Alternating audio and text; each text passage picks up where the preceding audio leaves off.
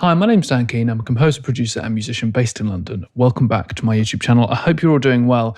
Today's video is sponsored by Skillshare, and we'll talk about them a little later on. But today, I thought it would be cool to play around with Reverb, specifically taking something that you might use every day, like a compressor, like an EQ, and do new and interesting things with it. If there's maybe one or two of these things that you've never done, or it makes you think about things in a different way, or maybe just reminds you that you used to create sounds using these types of techniques, maybe I'll return to that now that I've got this new reverb, or now that I'm using this new set of instruments. I hope it just inspires you, maybe invigorates your workflow in some way or another. So I'm going to be using a variety of reverb plugins for this, and I'm going to be using Logic. But remember, you can do a lot of these things with pretty much any plugins you have access to and any DAW. It's not about the actual plugins that are being used, it's more about the principles and the practice. So I thought I'd start with a simple but good one, and that is to create a virtual live room. Now, what I mean by this is often when I'm working with orchestral samples, and particularly samples that are very high quality and they have lots of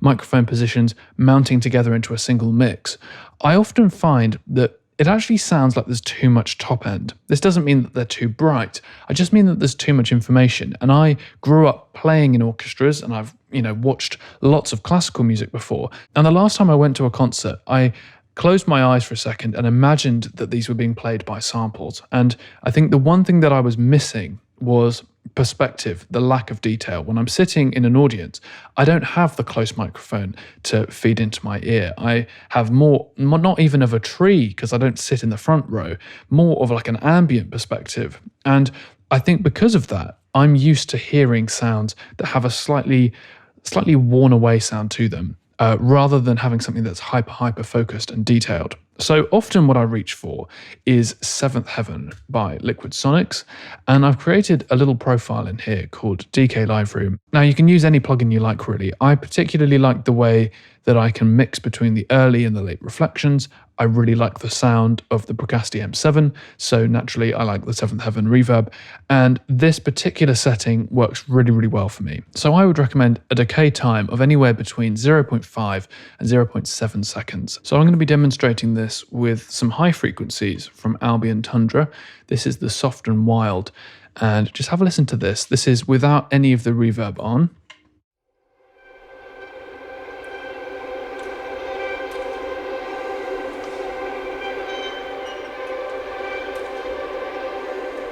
And now I'm going to start to blend this in.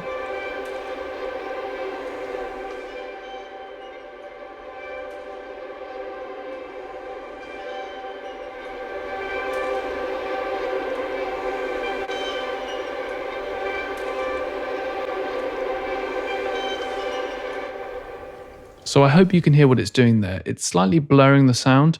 Let me just try with another patch to see whether you can hear this a little bit more clearly. I find that it particularly affects the top register because in a way it's adding more warmth, maybe a little bit more kind of mud. I don't want that to sound offensive. I mean, this library is beautiful.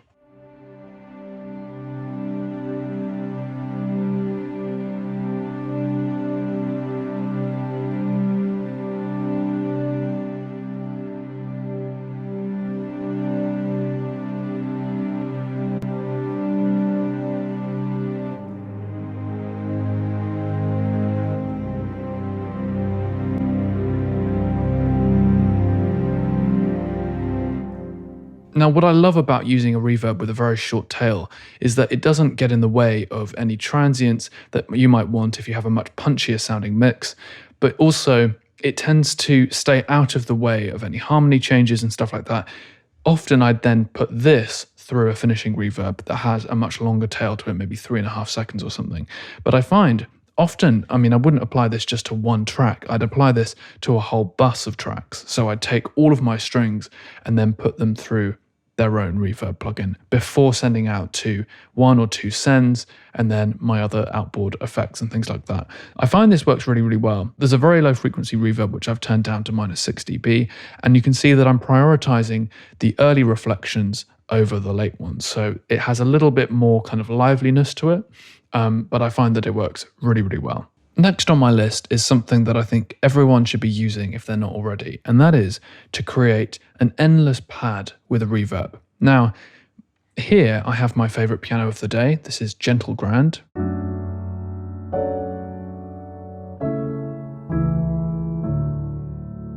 And one of the reasons I love this so much, by the way, this is free and you can download this piano down below. The reason I love this so much is because it has this inbuilt pad. And if I just turn this up,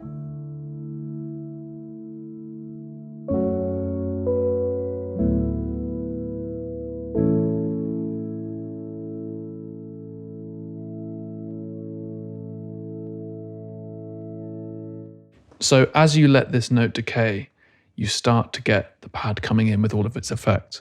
Now, in the video I made about this piano, I mentioned that this pad is made from samples from the piano, so it has a very pianistic sound to it. But I think the reason that pads work so well with pianos is because naturally pianos are percussion instruments. The notes decay over a longer period of time. And so where this loses its tone, the pad makes up for it.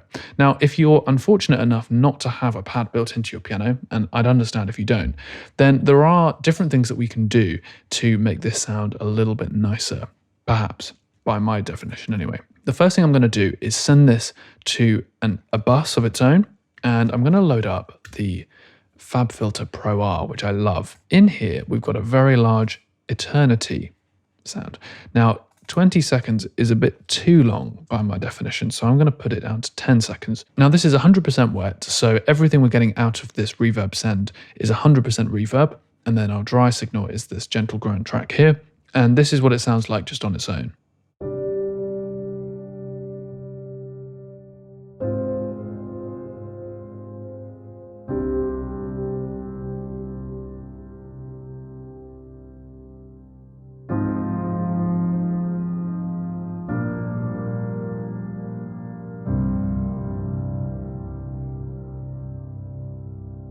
Now that sounds nice enough, and actually, to be honest, I wouldn't have it all the way up at that volume.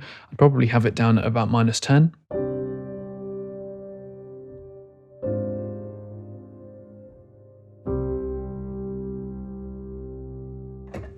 But for me, this doesn't really complement the piano. It's really kind of mirroring it. And so what we can do, there are a couple of things we can do. For one thing, we could adjust the pre-delay that comes into this plugin. So as a simple example, we could set up a little sample delay from Logic here. And with this, we could set it to be, I don't know, say 40 milliseconds around that time.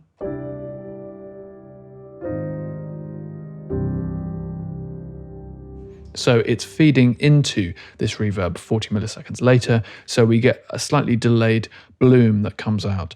That sounds okay as well, but there is something we can do to make it sound even better, and this is it. So I'm going to set up a fancy plugin called Track Spacer, and what this does is it's effectively a compressor.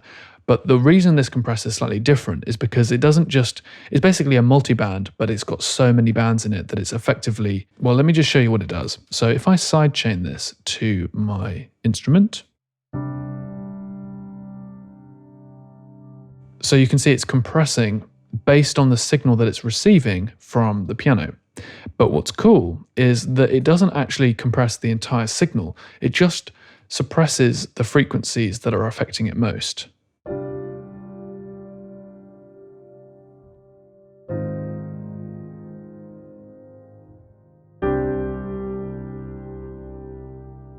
Now this works particularly well because when the piano's playing, the pad steps back a little bit. However, it's still a little bit too early, so what I would recommend is, I'm just going to go to my Eternity pad setting here, an attack of about 10 milliseconds and then a release of, well, the maximum it can go here is 700. So this means that we can get the effect that we're looking for, but we're delaying the pad coming back in a little bit.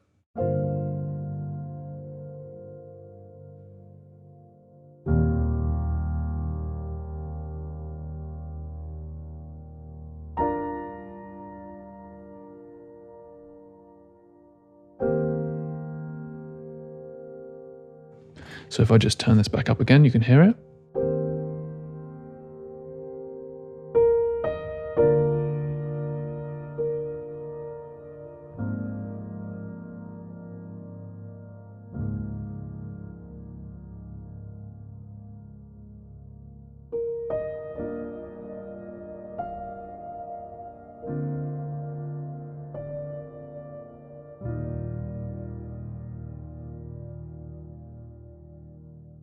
Now this is really, really good, and this is at a very, very nice place. But there is one more thing we can do. Now I'm just going to leave you for a second. I just need to go over there and do a quick ad read for Skillshare, who are kindly sponsoring this video. This video is sponsored by Skillshare. Skillshare is an online learning community with thousands of classes and millions of members who, like me, are looking to kickstart their 2022 with a new creative journey in some way. For me, a lot of the time, I do so many things to do with music, to do with filmmaking, and so I look to Skillshare to introduce me to new skills that I maybe haven't tried before, something that I might want to level up in, or maybe want to start a side hustle in. One thing that has been particularly interesting to me recently is graphic design. I wanted to create a poster, a little replica of my Wurlitzer 200, which I love very much, and thanks to a fantastic course on Skillshare by Nick Squirrel called iPad Art using textures in Procreate, I was able to get started on my journey to creating this piece of art, and something that I'm actually very proud of. Now, of course, you don't just have to be leveling up on Skillshare. They've also got loads of classes dedicated to self-care and just looking after yourself after a long week. And I know that's something that I'll be looking to do as well, to balance my work-life balance a little better. Skillshare is specifically designed for learning, so there are no ads, and they're always adding new premium classes to take you in a new creative journey should inspiration strike. The first 1,000 subscribers to click on the link down below will get a free 1-month free trial at Skillshare where you can start your creative journey today. Okay, back on with the video. Always nice of Skillshare to stop by and sponsor the channel for a little bit. Thank you so much to them. Let's get on with the third tip, and that is to take your reverb and tune it in a slightly different way so that you can get a different effect. What I'm going to do is open up a Waves plugin here called Sound Shifter Pitch, and it's got a nice little UI here. Now this does introduce a little bit of latency, so it's probably best if you are doing this on playback tracks, but just have a listen to the effect this has. So this is turning down by 12 semitones, and it's just on the reverb. Have a listen to this.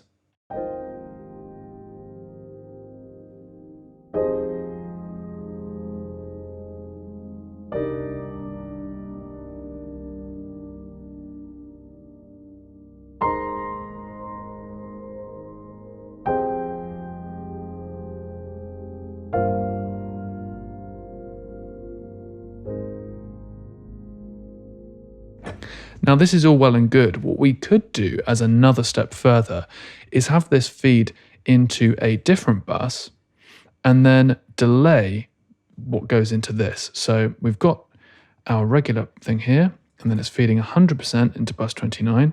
Let's then delay this. In fact, let's just use the same sample delay we had before. Let's delay this by, say, 100 milliseconds, and let's see how that sounds.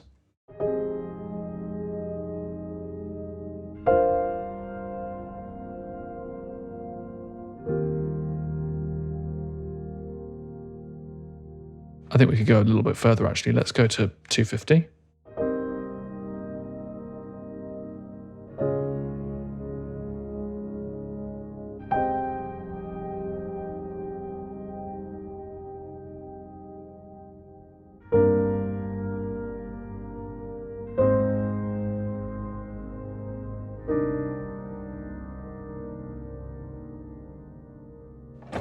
I like that very much. I'm going to use that a lot. Now, sticking on the piano theme, something that I thought would be fun is to experiment with reverse reverbs. Now, really the best way to get a reverse sound is to take a bounce off the file, turn it round, and then play it back. And that is really good if you want to use it as a bit of a technique for introducing a transition to a scene. That's often something that I will do. If I've got a chord that sits there, I could introduce a long reverse hit that just comes in and is a nice way to bring you from one place to the next. But if you want to use this live as a bit of an effect, what we can do is use a plugin. And the only plugin that I know of that does this is Reverb, which is another Waves plugin. This is the Renaissance Reverb. It has a negative pre-delay, and I've already set up a little preset here.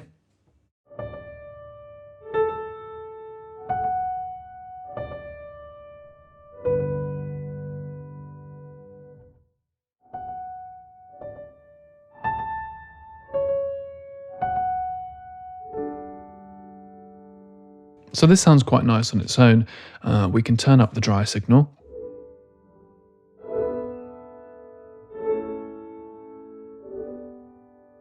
And you can hear that it has that slightly stuttery effect to it, which I really like. I'm going to bring it back down here to about 45%. Something that we can do to make this a little bit better, or a little bit more interesting perhaps, is to take it into an echo. Now, ordinarily, I would put an echo into a reverb, not a reverb into an echo, but I really like the way this sounds. And so you can see I'm just feeding it straight into a bus here. And I'm just going to go with a quarter note, a little bit of feedback, 100% wet.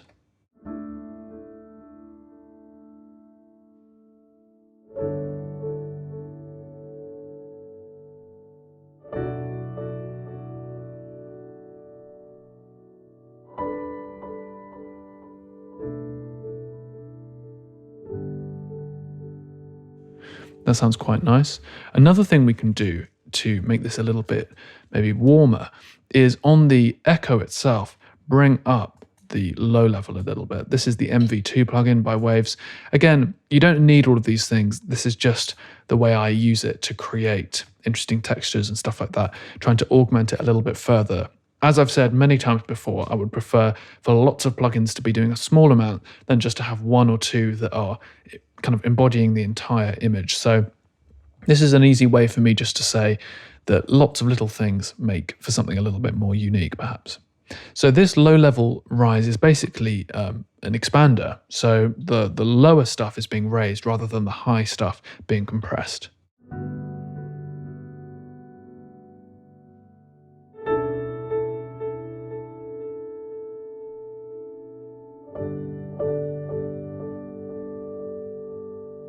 So this is particularly good if you want to bring up that kind of long decay. And this piano in particular has a really, really lovely sustain to it. Now, in a similar way, we could open up the sound shifter pitch again, bring it down by a whole octave and have a listen to how that sounds.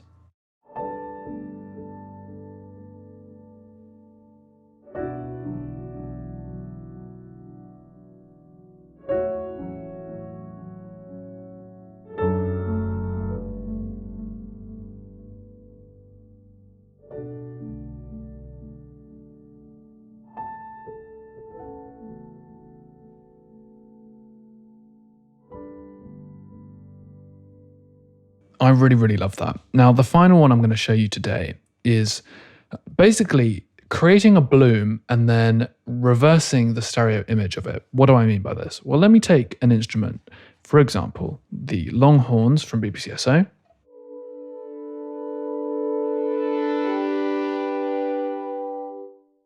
Now, to accentuate my point here, I've brought up the close microphone and then I've panned it a little bit over to the other side.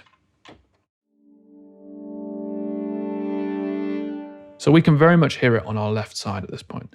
Now, I've sent this to a bus, and what I'm going to do is open up a little plate. This is the Sound Toys plugin, and ordinarily I would have quite a short tail on this, but just to make a point, I'm going to add 4 seconds on this. So again, this is 100% wet, and on its own sounds like this.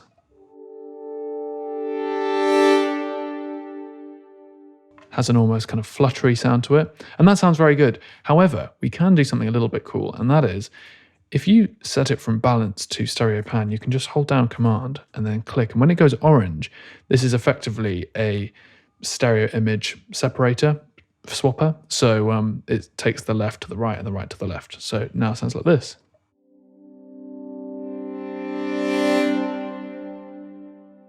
Now, if I drag this all the way to the left, you can hear that the dry signal will be on the far left, but the wet signal will still be kind of up the middle. So what we could do is add a little stereo imaging plugin. I really like the S1 Imager, and I'm going to turn this up to 1.5.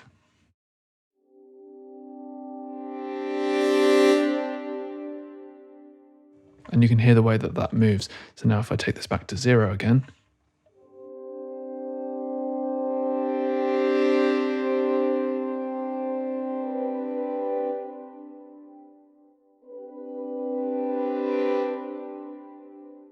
What I would do after this point is then take both the dry signal and this wet signal and send it through maybe a little bit of compression to kind of glue it all together. In fact, let's just try this.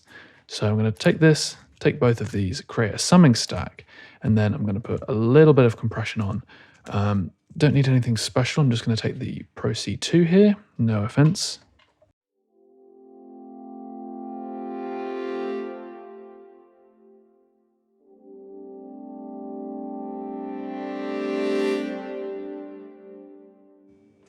So there you go, just some simple tips that will help to reinvigorate your music. I always enjoy taking plugins that I've already bought, I don't need to spend money on them again, and doing something interesting with the sound. And if you've got any interesting tips, please do leave them down in the comments below. I'd love to hear what you do with reverb or EQ or anything really to make it a little bit different from what their intended purpose maybe was. Thanks so much for watching. Subscribe if you haven't done already, and I'll see you again very, very soon.